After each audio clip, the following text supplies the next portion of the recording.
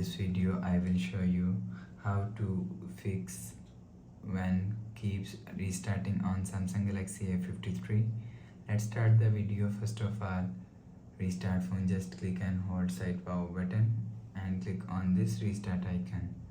Again tap on this restart icon, you will see your phone is restart. After restarting, enter phone pin. You will see your problem is solved.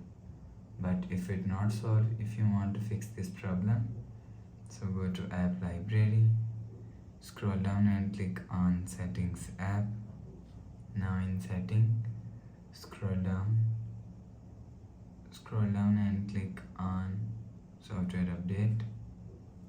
You will check your software update is latest. If it not latest, update your software latest. After update software latest, go back to home screen. You will see your problem is solved.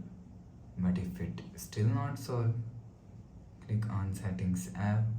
Now in setting, scroll down and click on general management and click on reset.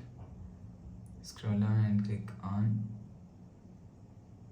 factory data reset and click on reset. Enter phone pin, click on continue, click on delete all. After the process, go back to home screen. So please subscribe for more new latest videos. Thanks for watching.